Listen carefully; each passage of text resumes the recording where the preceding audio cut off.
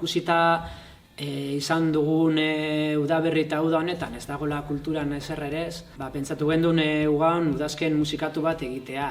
Musika guztia bertan bera geratu dela, eta ez dagoela non joterik edo non ezer entzuterik, eta bestalde batean baita lan emateko teknikari eta musikaren inguruan dagoen guztiari.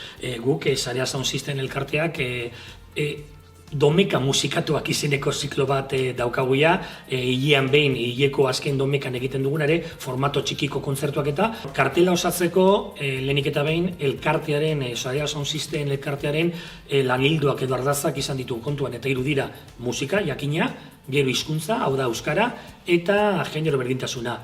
Eta, bueno, lanildu horiei edo, laugarren bat gehitu genioen, hau da, herriko edo herriarekin lotura zuen artistaren bat sartzea. Osasun neurriak hartuko dira, aforoa mugatua izango da, 60 pertsonaentzako, guztiak ezarritak egongo dira eta maskaria ipinita. Kontzertuak formato txikikoak izango dira, bitan taldeak izango dira, Maria Riberok bere azkenengo diskoa aurkeztuko du talde formatuan, eta Mumia ere hirukoa da, baina taldea ez da.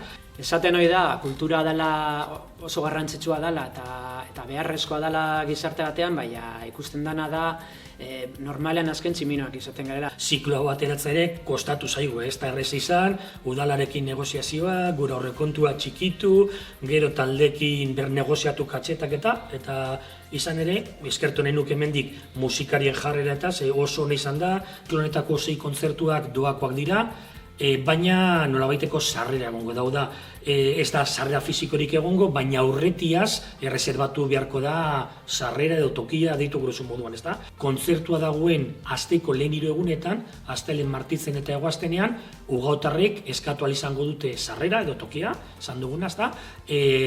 Kulturetxeko edo Jane Jauregiko telefonora deituta goizez. Eta gero, toki librerik geratuko balitz, ugautik kanpoko jende dozein pertsonak deitu lezake eguen eta barikuan, sarrera, tokia erreserbatzeko.